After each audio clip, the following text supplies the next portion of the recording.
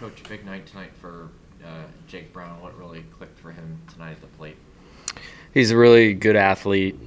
He's become a more skilled player and hitter every day here for 2 years, and was ready to roll. I mean, huge infield hit last night with 2 strikes. I think that kind of flew under the radar in the context of that game. Great at bat in the first inning off a really good pitcher. And Wood, like watching him, we felt like we were in for a tough one tonight. It's really good stuff. It's the stuff that major league teams are going to spend money on. Very quality, modern pitcher, and he didn't miss his pitch on him. I want to say they made the change by the second time they got around to him, and he got a good swing on Ben Bybee.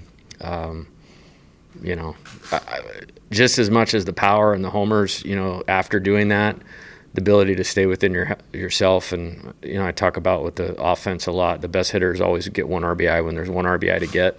After getting those 2 home run swings, to just stay on a ball and hit it up the middle to pick up I think it was the 9th run of the game, showed his range and laid down a nice drag bunt to get us to the 10-run rule. So pretty good game tonight for Jake. I think you guys put the leadoff man on base in every inning but one.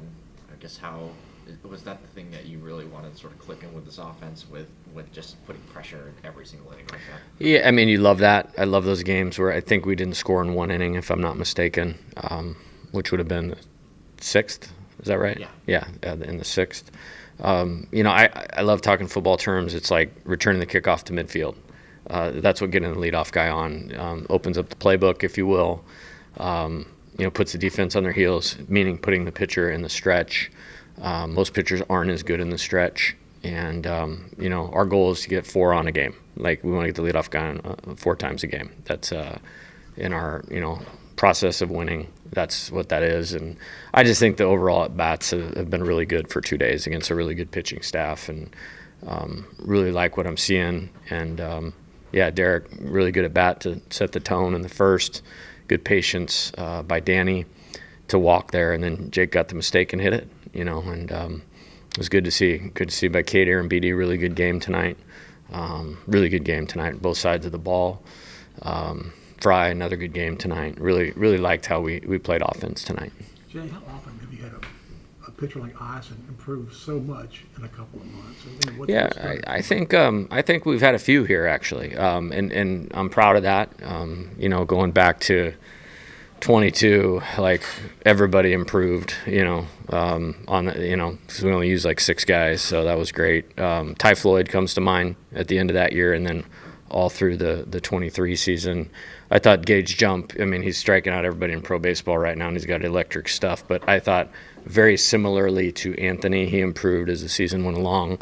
I think a couple things stand out to me is he's a ridiculous competitor, so there's always a way out with Anthony. My heartbeat stays low any type of traffic because of the competitor he is, but I think what he's done, he's executing all his pitches all the time now, so it's really hard to do anything with, and feel convicted in the box. Those are the toughest. We've seen some guys like that this year.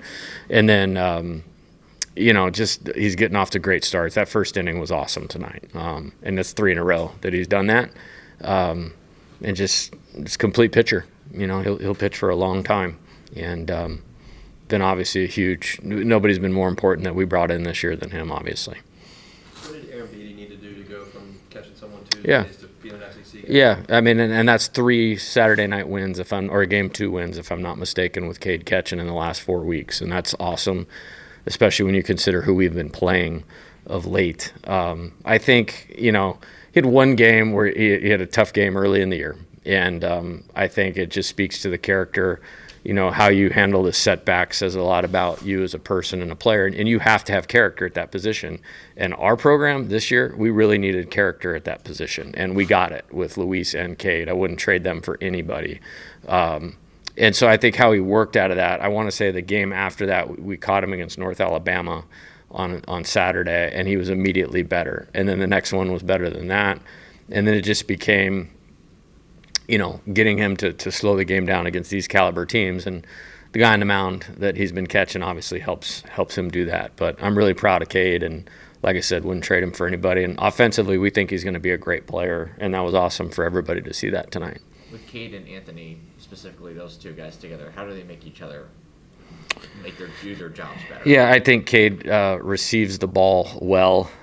He's helped him, get the what we call the buffer zone pitches or the edge pitches by receiving correctly. He's a big guy, so I think he's a good target. And with having 4 pitches, Anthony has different visuals of where he's looking when he's trying to execute. So I think he helps it with that. I think the game awareness, game management, I feel comfortable with, and I'm not going to elaborate on what I mean by that, but I feel comfortable with where he's at right now, his ability to slow the game down and then separate offense and defense. And I think we're starting to see that. He didn't get a hit at Texas A&M last week against Lampkin, but he took 2 really good at-bats. He hit him hard twice. And I think he had 3 hits tonight. So it's awesome to see. A huge part of what we're doing here now and, at least through 27. So I think you said you were doing some work with Cade at the plate to sort of get him to a performance like tonight. Like, how do you he's a hard worker. So he deserves the credit for the improvement. He's got a lot of ability. He's one of the more high talent guys that I think got to campus. And we saw that clearly in the fall in our scrimmage games. I think he hit like 360 in the fall against this pitching staff, which is pretty good. I think it's just taking more mature at bats. The one time he got out, I immediately grabbed him as soon as we got off the field, and I was like, hey, let's walk through that. And it was more of just kind of what I said about Jake Brown, the ability, like, he's not going to get a pitch to blast up into the wind like the first time. It's, hard and low, stay within yourself, take what the pitcher gives you, and not try to do too much. And those words are correct, but they have to strike out in a situation like that to get their attention, and they did, and then 2 really good swings after that. How did those 3 runs in the first kind of impact the at-bats the rest of the game? Well, I think it really got the crowd into it, which was great. Like, that's awesome. And, it's tough because sometimes I don't feel like I'm getting work done, but it just landed on the lineup tonight. I felt good about it, but it took a little work to get to that. And, Jake and Ethan obviously having great games right there. Liked Danny up to set the table for those guys. He got on base. Jared walked twice, and Derek, and then those guys really cashed in. And then you get really good contributions at the bottom with Cade having the night that he did, and Chris got on base 3 times, I believe. So that's what we want it to look like, and to do it against a really good staff is a good thing. With Anderson with Anderson and Ianson, 11 2/3 innings, 21 strikeouts, 2 walks, 3 earned runs against maybe one of the best offenses in the country. Just what is having that 1-2 punch go on the first 2 days?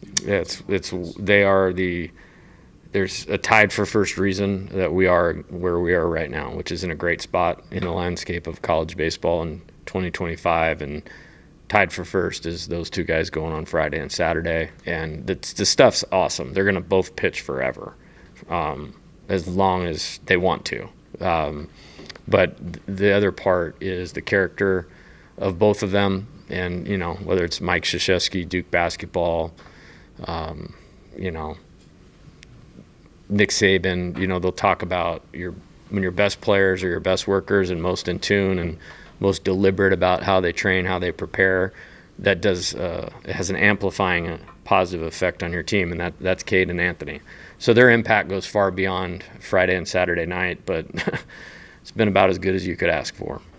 You talk about a 56-game playoff, but what would a sweep over a team with this kind of RPI do for you?